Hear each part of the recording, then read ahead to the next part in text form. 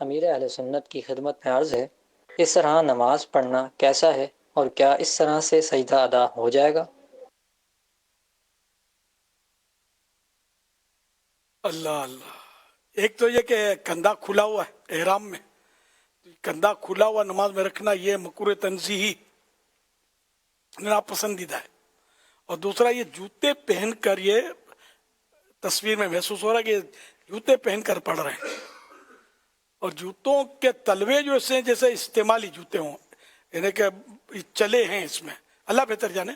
تو اس میں مسئلہ یہ ہے کہ اگر کوئی ایسے ہیں یہ جوتے یا چپل جس میں ان کی انگلیاں قبلہ ہو جاتی ہیں، جیسے کہ کم از کم ایک انگلی دسوں میں سے پیٹ اس کا لگ کر مڑ جائے اور پیٹ لگ جائے، تب تو اس کا فرض ادا ہو جائے گا۔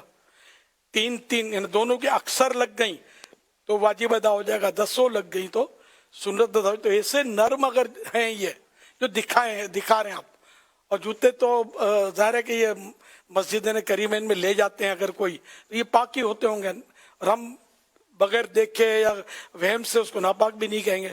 تو اس صورت میں جب انگلیاں لگ جائیں گی تو نماز ہو جائے گی، لیکن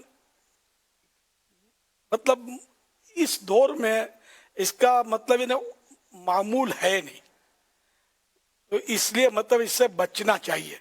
دیکھیں یہ کسی نے دیکھا، اس کی ویڈیو بنائی اور سوال آیا نا، تو تعجب ہوا کہ یہ کیا کر رہے ہیں۔ مسجد میں جوتے چپل پہن کر بھلے وہ پاک ہوں نہ جایا جائے، کہ ادب نہیں ہے یہ۔ ادب تو یہی ہے کہ ننگے پاؤں جایا جائے۔ مقدس جگہوں پر ننگے پاؤں جانا ہوتا ہے۔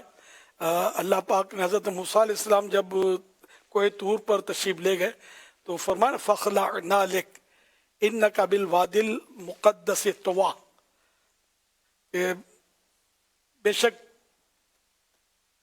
تو مقدس وادی میں ہے، چپل اپنے یا نالین اپنے اتار دے۔ اسی کی دلیل سے اگر کوئی مکے مدینے میں اسی لیے چپل نہیں پہنتا کہ یہ مقدس گلیاں ہیں، تو بالکل اس کو ثواب ملے گا، لیکن یہ کہ اس کو پاکی ناپاکی، نظافت کا، صفائی کا بھی خیال رکھنا پڑے گا۔ یہ نہیں پھر وہ دھول آلود، مٹی آلود مسجد کریمین میں یا مسجدوں میں چلا گیا، یہ نہیں اجازت ملے گی۔ یا مطلب ایسے پانی بکھرے ہوتے ہیں بعض، جو مطلب کہ ٹھیک ہے ہم اس کو ناپاک نہیں کہتے جب تک ہمیں یقینی معلومات نہیں ہے، لیکن یہ کہ صفائی بھی تو نہیں کہیں گے نا اس کو۔ تو ایسی حالت نہ ہو، اور اس طرح احتیاط کے ساتھ کوئی ننگے پاؤں چلتا مکے مدینے میں تو سعادت کی بات ہے، لیکن یہی کہ ہے بہت مشکل کام کہ پاؤں مطلب یہ دھو کر صاف کر کے مسجد کریمین میں جا نہیں پائے گا۔ اب وہ انداز نہیں ہے کہ یہ مسجد کے پاس کھڑے ہوئے، نل لگا ہوا ہے، آپ نے پانی سے پاؤں اچھی طرح دھو لیے، اب مسجد میں چلے گئے، یہ نہیں ہے۔ بہت دور دور تک پانی، اور یہ مطلب ہے آزمائش۔ تو اس لیے مطلب صاف ستھرے چپل بے شک پہنے، کوئی حرج نہیں، سبھی چپل جوتے پہنتے بھی ہیں مدینہ شریف، مدینہ پاک میں، مکہ مکرمہ میں۔ واللہ تعالی اعلم ورسولہ اعلم عز وجل، وصلی اللہ تعالی علیہ وآلہ وسلم۔ صلو علی